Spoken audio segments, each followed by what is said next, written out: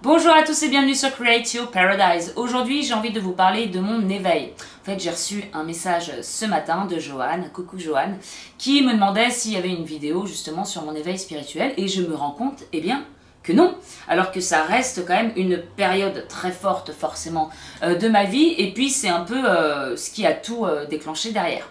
Du coup, je vais vous en parler et puis je vais vous en parler quoi. Alors, ça remonte à 2012. Je sais que pour beaucoup ont eu leur éveil spirituel en 2012. Et en fait, à l'époque, je travaillais donc pour une boîte d'informatique et je m'occupais d'une équipe en Inde. Et donc voilà, il y avait une équipe là-bas et puis j'étais en lien avec un collègue indien que j'avais tous les jours au téléphone ou tous les jours par chat pour travailler entre la France et l'Inde.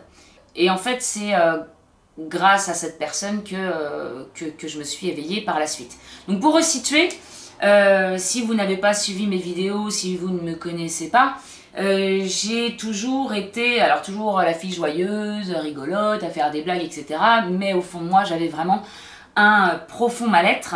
J'ai fait donc 3 grosses dépressions, et d'ailleurs ma 3e, c'était la dernière.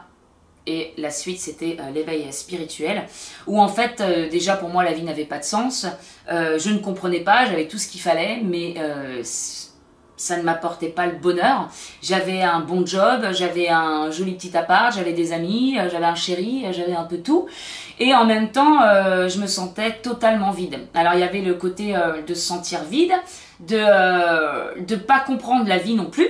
Ça, je l'ai dit plusieurs fois, mais... on meurt, on travaille, on a une maison, et so what, je comprenais pas et j'avais envie de comprendre. Et puis il y avait aussi le côté où je me sentais capable de faire beaucoup de choses. À l'intérieur, je regardais mes mains, je me rappelle en pleurant parfois chez moi, je regardais mes mains en disant mais t'as tellement envie de faire de choses mais en fait t'es incapable de faire quoi que ce soit, parce qu'il y avait aussi toutes les blessures, les traumatismes que j'ai pu avoir. Et en fait quand je travaillais avec l'Inde, donc ça allait bien parce que c'était un nouveau job, donc je m'épanouissais là-dedans, je me sentais utile, ça allait plutôt bien, et en fait je crois que j'étais quand même sous antidépresseur à cette époque-là. Bref, je travaillais donc avec l'Inde et avec ce fameux collègue. Et en fait, dès que j'écoutais sa voix, dès que je l'entendais, en plus on m'avait parlé de lui parce que je travaillais avec 2 autres personnes qui avaient déjà été en Inde et faire carrément tout le support là-bas, qui avaient passé 3 mois, et qui me parlaient de cette personne qui était... à chaque fois on me disait, mais... Enfin, même les mecs tombaient amoureux de lui, alors pas amoureux, mais ils étaient sous le charme de cette personne-là parce que c'était... Pour moi, j'ai envie de dire que c'était un petit être de lumière, quoi. Et donc moi je l'avais pas encore vu, j'ai bossé comme ça 1 an avec lui au téléphone, mais déjà à chaque fois que je lui parlais, je me sentais apaisée, je me sentais bien, et j'avais qu'une seule hâte, c'était forcément de le rencontrer. Donc il est venu en France, 2 semaines avec un autre collègue, je l'ai vu arriver à l'aéroport, et j'ai été déçue, je me suis dit, ah c'est lui, ah mince. Voilà, bon, c'était pas le playboy, alors que moi j'étais là en train d'imaginer le beau gosse et tout, et... pourquoi je vous dis ça? Parce qu'en fait après c'est devenu le plus beau des hommes, mais c'était en fait sa lumière, quoi, la lumière intérieure, parce que ce qui est beau c'est vraiment ce qui est à l'intérieur, et c'est vrai que derrière le physique ne compte plus forcément, quoi. Et puis finalement j'ai fait sa connaissance pendant les 2 semaines, plus je le côtoyais et plus bon, je peux le dire, je suis tombée amoureuse de lui, quoi. J'étais complètement happée par ce qu'il dégageait, quoi. Donc on a passé 2 semaines comme ça, où ils étaient en France, où on les a beaucoup sortis, on s'est beaucoup occupé d'eux, donc avec l'autre personne qui les connaissait très bien. Et voilà, cette personne est repartie, j'étais très triste, mais je devais aller en Inde 10 jours pour continuer le transfert du côté Inde. Donc je suis partie en Inde, j'étais trop heureuse de le retrouver, j'avais qu'une seule envie le soir quand je suis arrivée. Et puis dès qu'il est arrivé à l'hôtel, j'avais un sourire de dingue, j'étais apaisée, franchement, il avait une aura de dingue, quoi. Et puis on a travaillé donc ensemble pendant 10 jours. Alors là j'ai envie de parler de mon collègue avec qui j'étais, parce qu'on est partis à 2 en Inde, et également de l'équipe en France.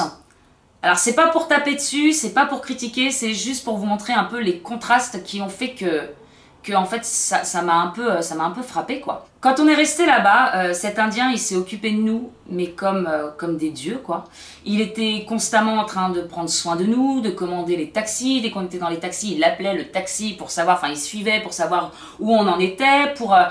Il a tous les soirs il était avec nous, il nous raccompagnait en rickshaw, il était constamment là, au boulot, il était tout le temps d'une zénitude, mais incroyable, même quand il y avait des problèmes, quand il y avait des coups de rush ou quoi que ce soit, lui il était tout le temps, enfin un petit Bouddha quoi, genre tout le temps calme, alors que moi parfois j'étais super énervée, non mais faut faire ça, lui il était calme, c'est it's ok. Ok. Je me disais, mais comment il arrive à être aussi calme, aussi zen? Et puis donc, pour vous parler du contraste, c'est que la personne avec qui je suis allée en Inde, et je suis désolée, c'est pas du tout pour avoir des paroles méchantes ou critiquer ou quoi que ce soit, mais cette personne-là, bah, elle était égoïste et très près de ses sous, et il y avait donc mon collègue qui lui était d'une générosité, d'une gentillesse, il était tout le temps là pour nous, donc il y a eu vraiment les deux contrastes comme ça. Par exemple, quand on sortait en taxi, c'était mon collègue qui donnait de l'argent, mais enfin nous on a 10 fois plus d'argent que lui. Et puis mon collègue laissait payer, enfin il était hors de question qu'il paye, bah oui mais on peut pas se faire rembourser en note de frais, enfin ça coûte 20 centimes là le taxi, c'est pas grave s'il n'y a pas de note de frais. Et en fait il y a eu plein de choses comme ça. Pareil dans le boulot, à chaque fois qu'on lui demandait d'ajouter des choses, ou même que ce soit avec l'équipe indienne, les mecs ils gagnaient peut-être 100 € par mois, ils restaient là jusqu'à 22 h, ils avaient toujours le smile, alors parfois c'était quand même pas évident de bosser avec l'équipe indienne, mais il y avait toujours des bonnes ondes, il y avait toujours le sourire, et s'il fallait rester 2 heures de plus, il restait 2 heures de plus, et toujours prêt à rendre service, et voilà, il n'y avait aucun souci à ce niveau-là. Et puis quand je contactais l'équipe en France, à 15 h 30 ça gueulait déjà, parce que faut pas partir après 16 h, parce qu'il y a les bouchons, et parce que il y a le télétravail, et puis que là ils ont pas le temps, et que ceci et que cela. Oui, enfin moi je suis en Inde, je suis avec l'équipe en Inde qui attend plein d'infos, et en même temps vous êtes en train de râler alors que vous êtes des rois par rapport à l'équipe avec laquelle je suis pendant 10 jours. Donc il y a eu le contraste de mon collègue de l'équipe en France, où tout était compliqué, où ça râlait énormément, où en fait je crois je me rendais compte qu'on se rendait vraiment pas compte à quel point on était bien lotis, et malgré ça on était constamment en train de se plaindre et en train de râler. Et à côté de ça, mon collègue qui restait constamment zen quoi, il me scotchait quoi, je me disais comment il arrive à garder son calme, comment il peut pas être énervé contre l'équipe qui nous donne pas les infos, ou qui sont en train de râler pour non it's ok Cécile, zen, ok. Je me souviens qu'on a passé donc un week-end avec eux, il a été inscrire ses filles à 3 h du matin, parce qu'en fait il y avait tout le monde ne peut pas aller à l'école, surtout en plus des filles, donc il s'était levé à 3 h du matin pour aller faire la queue pour inscrire sa fille à l'école. Donc moi j'ai appris ça, je me suis dit mince, il va pas passer le week-end avec nous, et puis en fait non c'est pas grave, il est arrivé à 8 h du matin pour nous accompagner tout le week-end avec un autre collègue indien aussi. Pareil, à chaque fois il sortait son petit billet pour payer les taxis, mais wow, c'est pas à toi de nous promener, enfin tout était vraiment dans la générosité, dans l'amour, mais que ce soit dans le temps, dans tout quoi. Et j'avais toujours donc ce contraste avec mon collègue qui était à 15 centimes près. Pareil, je lui disais, mais tu sais, ils aiment bien les chocolats, donc on peut aller en grande surface acheter des chocolats. Bah oui, on a donné une canette de coca, ça suffit, non? D'accord, donc c'est vraiment... Puis vous savez, il y avait aussi que quand j'étais dans cette entreprise, les Indiens, c'est les Indiens quoi, je veux dire, les Indiens ils font, c'est la petite main, les petites mains, et puis on s'en fout, et puis finalement on prend même pas la peine de les connaître, ou voilà, tous ces contrastes là en fait, pendant mon séjour en Inde, ça commençait un peu à me dégoûter, surtout quand je voyais la lumière de cet être là quoi. Le départ approchait, j'ai commencé à être très triste, et puis le dernier soir, on décide avec mon collègue d'aller fumer une clope en bas de la tour. Et puis il y a mon collègue indien qui dit oh wait, avant que vous alliez vous descendiez, je vais descendre avec vous, mais je reviens dans 2 secondes. Et donc il revient avec un sac. Alors Autre chose que j'ai pas dit, c'est qu'il faut savoir, donc je vous parlais de dépression, mon mal-être, etc. Il y a aussi une chose, c'est que je n'ai jamais exprimé mes sentiments, je n'ai jamais montré mes émotions. À chaque fois qu'il y avait un truc triste, je pensais à un truc drôle pour surtout ne jamais pleurer, même à un enterrement. Hein. Non, non, non, toujours, voilà, sans émotion, parce que montrer ses émotions, c'est être faible, c'est être vulnérable, on peut vous attaquer, on peut vous critiquer. Voilà, j'avais toujours ces croyances-là et puis aussi mon vécu. Hein, je veux dire, après, je me suis plus jamais autorisée à être faible ou à montrer un quelconque sentiment de peur qu'on en rigole, qu'on se moque et que ça me pique encore plus, quoi. Et puis, donc, avant de descendre, il arrive avec un sac. Et puis là, il commence à sortir une kurta pour moi. Donc, vous savez, c'est un habit indien. Une kurta pour mon collègue en France avec qui il avait travaillé donc plusieurs mois. Une kurta pour mon collègue qui était en Inde. Il m'a offert un petit bracelet avec des petits strass. Et puis il me l'a tendu et puis il dit voilà Cécile, je t'ai pris un petit bracelet, je sais que t'aimes pas la couleur or, donc j'ai pris la couleur argent. Bien sûr c'est pas de l'argent, je suis désolée, hein, mais j'ai pris la couleur argent. Déjà il commençait enfin voilà, je me suis dit le mec il a entendu, enfin je sais pas d'où il a capté que effectivement je préférais la couleur argent que la couleur or. Et il m'a acheté un petit bracelet avec cette couleur. Enfin voilà, il a été attentif à ce niveau-là. Je sais même pas quand est-ce qu'il a eu cette info. Une sauce à la coriandre, parce qu'on avait été manger chez eux. Et puis je suis fan de la coriandre. C'est un truc de fou comment j'aime ça. Donc il avait aussi retenu ça. Donc sa femme m'avait préparé une sauce à la coriandre dans un petit Tupperware qui s'est complètement, qui a explosé dans l'avion à côté de mes débardeurs blancs. Ça s'est enlevé à la machine, mais bon, quand je fais ça, je fais mince, non seulement je vais pas pouvoir manger la sauce à la coriandre, mais en plus de ça, mes habits sont verts, c'est pas grave. Et puis là, en fait, que ce soit mon collègue, parce que je pense que mon collègue ne s'attendait pas à un cadeau, hein, forcément, tu leur en as fait absolument aucun, et puis lui, il t'offre un cadeau, encore de sa générosité, alors que déjà, il a été d'une générosité extrême pendant tout le séjour, alors qu'il te connaissait même pas, toi, en fait. Et pour le coup, il me connaissait beaucoup plus, et puis on avait passé 15 jours ensemble en France. Mais j'ai vu mon collègue qui est resté sans voix, genre, thank you. Moi, sans voix. Donc mon collègue, il était un peu, mon collègue indien, il était un petit peu gêné parce qu'il s'est dit, bah, qu'est-ce qui se passe? Et puis, je crois que c'est là où il m'a vraiment touchée au plus profond de mon cœur, quoi, parce que je me suis dit, et en plus, il fait ça, quoi. Et donc on est descendu dans l'ascenseur, mon collègue et puis moi, pas un mot. Moi, j'essayais qu'une seule chose, c'était de retenir mes larmes. En plus, c'était le départ, donc j'étais très très triste. Et puis, on est descendu, on est arrivé devant l'immeuble. Toujours aucun mot. Et puis, mon collègue indien, il comprenait pas. Il se disait, on est tout le temps en train de parler, on est tout le temps en train de rigoler, qu'est-ce qui se passe? Et puis, à un moment, je pouvais plus retenir mes larmes. Et puis, la honte de pleurer. Donc, je suis partie vers un arbre et j'ai commencé à éclater en sanglots. Et puis, t'as mon collègue qui dit à mon autre collègue français. J'aurais dû dire peut-être le prénom au moins de mon collègue indien, mais bon, dans le doute. Et puis il dit, qu'est-ce qui se passe? Qu'est-ce qu'elle a, Cécile? Donc lui, il a très bien compris que j'étais très touchée, puisque lui, l'était aussi. Et donc il est venu me chercher, il a posé la main sur mon épaule, il m'a dit, ça va Cécile, reviens et tout. Puis mon collègue indien qui me dit, qu'est-ce qui va pas? Il y a un problème. Là, j'arrivais pas à parler, en plus j'avais honte de pleurer, j'étais là, mais qu'est-ce qui m'arrive? Et je lui ai dit, mais c'est toi, t'es tellement, mais... J'ai pas pu finir mes mots, mais en gros, t'es tellement amour, quoi, t'es waouh! Et après, on est remonté pour dire au revoir à l'équipe parce qu'on devait partir une heure plus tard. Je suis allée 3-4 fois aux toilettes parce que mes larmes ne cessaient de tomber non-stop. Je pouvais pas contrôler, j'avais beau penser à tous les trucs drôles de la Terre, c'était impossible que j'arrête ce flot de larmes. Comme si, en fait, toutes ces années où j'avais retenu toutes mes émotions, tout sortait. Ça y est, on avait ouvert la vanne. Je dis au revoir à mon collègue indien, ça m'a arraché le cœur parce que c'est la dernière fois que je l'ai vu. Je sais pas si un jour je vais le revoir, mais j'espère bien. Et puis tout le long pour aller à l'aéroport, j'ai pleuré. Tout le vol, j'ai pleuré. Et puis donc j'ai pleuré pendant 1 semaine et demie, 2 semaines, non-stop. Et en fait, à partir de ce moment-là, en fait, ce que j'ai compris, c'est que je me suis dit, mais comment c'est possible que lui soit aussi zen, soit aussi heureux, alors qu'en fait, il a bah, il a rien par rapport à nous, comparé à nous, il a rien quoi. Il vit avec ses parents, sa famille, pas de quoi bah, faire le mois avec leur paye. Ils sont du matin au soir à travailler pour 3 francs 6 sous.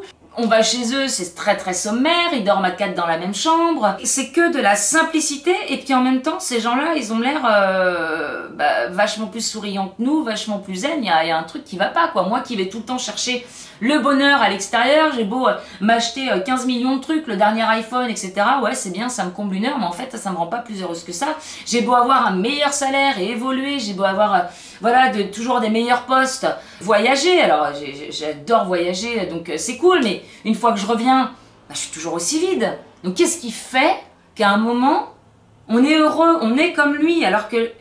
Enfin voilà, en fait, j'ai commencé à me poser de sérieuses questions sur la façon d'être heureux, quoi. Je pense que je me suis dit, je prends le mauvais chemin.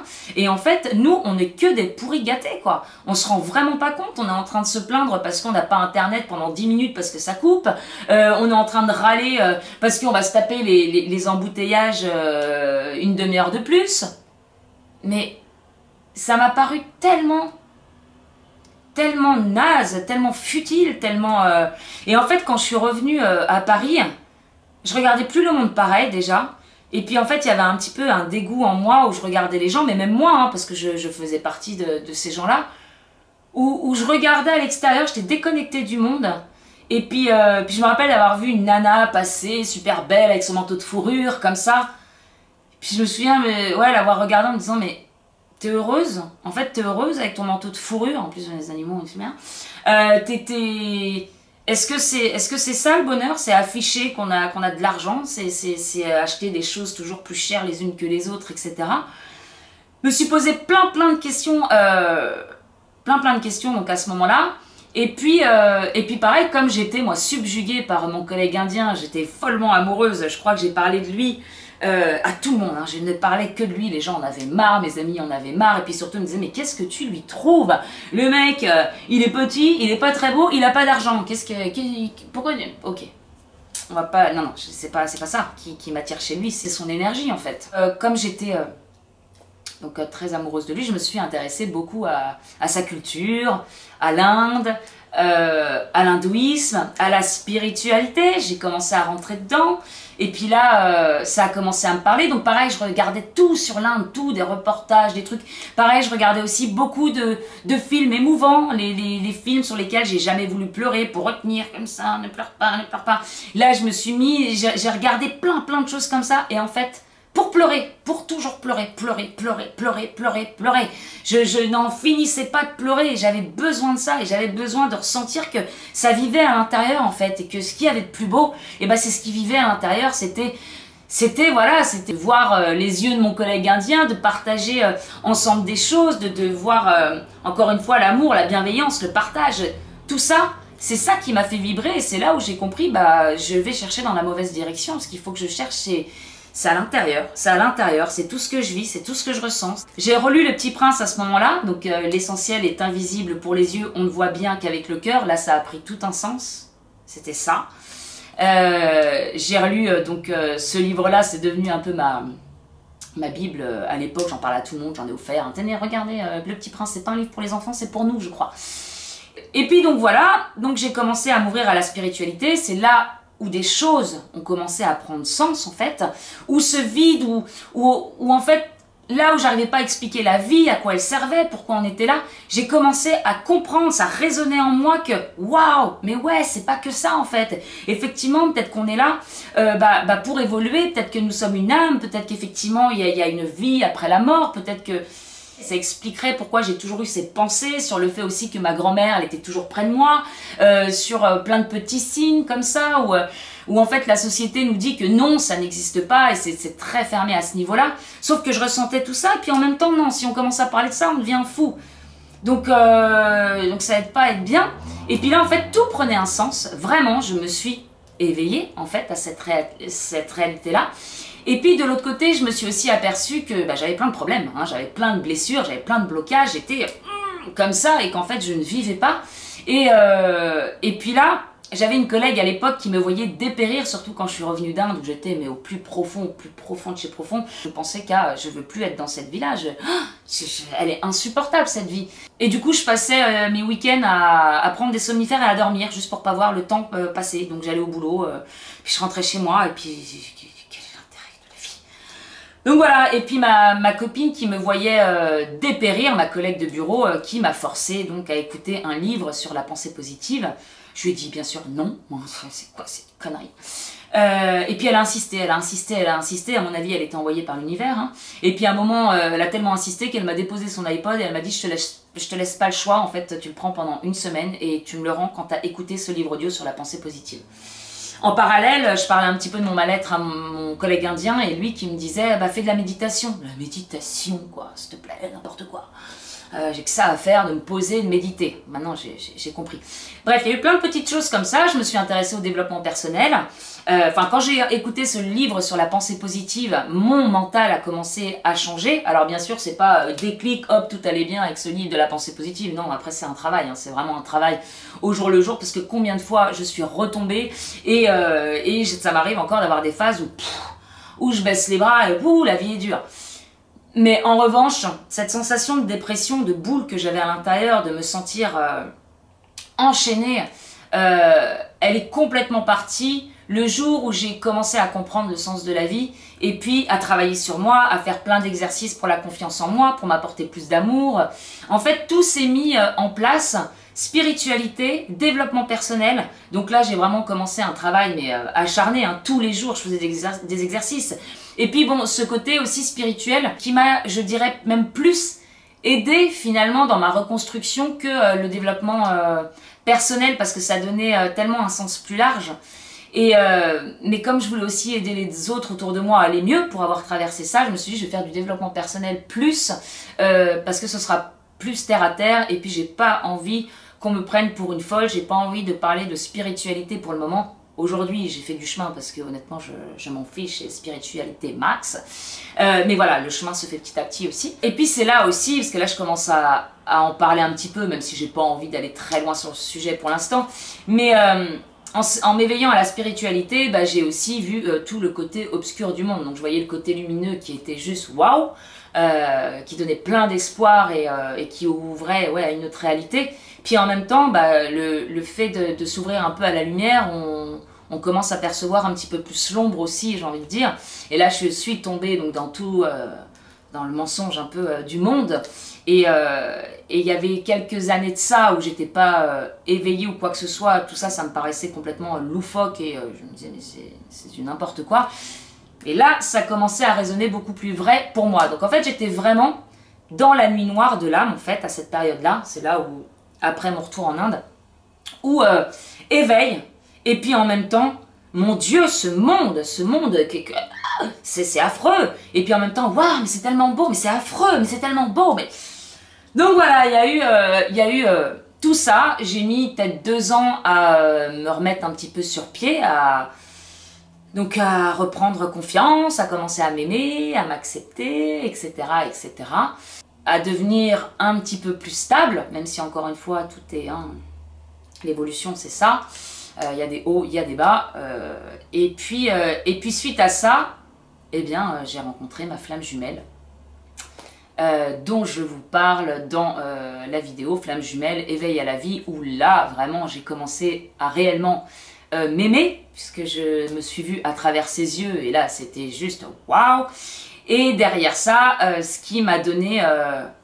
je pense que ça m'a donné tellement d'amour en moi et pour la vie et pour plein de choses que j'ai réussi à dépasser certaines peurs et que j'ai commencé à penser, à faire ce que j'aimais, à vivre, à me lever chaque jour pour faire ce que j'aimais, à délivrer aussi un message qui me tient à cœur, les messages qui me tiennent à cœur. Et en fait, tout ça, c'est quand j'ai rencontré ma flamme jumelle que j'ai vraiment pris conscience et que j'ai osé franchir le pas de faire des vidéos, de commencer des vidéos sur internet, de quitter mon emploi, de me retrouver dans l'insécurité financière, de plus trop savoir. Et puis bah voilà, j'en arrive à aujourd'hui. Il y a aussi eu cette grande phase et qui continue toujours, mais je sais qu'un jour ça repartira dans une autre direction, mais cette grosse phase de solitude parce qu'on se sent plus on se sent constamment en décalage, on vibre plus à la même fréquence hein, avec les autres personnes forcément. Tout ce qui est éveil, nuit noire, rencontre avec la flamme jumelle, là on devient vraiment la tarée de service, on n'a plus la même vision du monde, on peut plus avoir les mêmes conversations parce que on peut plus être dans la plainte non plus quand on a travaillé sur soi, quand on se rend compte aussi que chaque épreuve est une leçon, une manière d'évoluer, que c'est à l'intérieur qu'il faut aller chercher, qu'il y a plus qu'on n'arrive plus à blâmer l'extérieur pour ce qui nous arrive. Et quand on entend des gens autour de nous parler de cette façon, ou même parler, après j'irai dans un truc plus large, de tout ce qui est monde, politique, nana, alors qu'on n'est plus du tout là-dedans, qu'on a une autre version à l'intérieur, que ce soit sur la vie, que ce soit sur tout, vous vous retrouvez complètement muet, donc en fait, mieux vaut être seul, parce que vous vous sentez plus du tout en phase. Dans un autre, hein, c'est toutes les heures à peu près. Et quand vous vous sentez plus en phase, vous avez l'impression que vous êtes, qu'on vous vide de votre énergie, donc vous rentrez chez vous, vous êtes encore plus mal, etc. Mais en fait, cette solitude, eh bien, ça m'a permis de commencer à me... En fait, cette solitude, je l'ai vécue avec ma guitare, quoi. C'était séparation aussi avec ma flamme jumelle, là où je me suis mise à la guitare. Et puis avant, non, ma solitude, en fait, même elle a démarré bien avant, à mon retour d'Inde, hein, de toute façon. Mais en fait... merci à cette solitude, je suis contente d'avoir été aussi seule et de l'être encore, parce que c'est ce qui me permet d'apprendre, de travailler sur moi et de me consacrer à tout ce que j'aime, à toutes mes passions, et puis de me développer en fait, d'approcher de plus en plus ce que je suis, mon moi. J'y arrive de plus en plus, et depuis que j'ai quitté Paris, c'est juste hallucinant à quelle vitesse ça va, parce que waouh, j'ai l'impression d'enlever toutes ces chaînes, ces poids, ces élastiques qui me retenaient. Oh, et quand vous avez quasiment plus personne en même temps, vous avez un peu plus, vous osez plus être vous, puisque de toute façon, vous êtes seul. Donc autant, enfin voilà, vous avez toute cette liberté d'oser être vous. Voilà. Voilà, c'était ma petite expérience, moi j'appelle ça une grande expérience entre l'Inde, la rencontre avec la flamme jumelle, tout ça, ça a été vraiment des étapes où, ce que je disais dans une autre vidéo, quand vous regardez en arrière, ouais, ça suit son cours, et c'est là pour quelque chose, toutes ces expériences, elles sont là pour quelque chose de beaucoup plus grand, quoi. Je vous fais de très gros bisous, et je vous dis à très bientôt.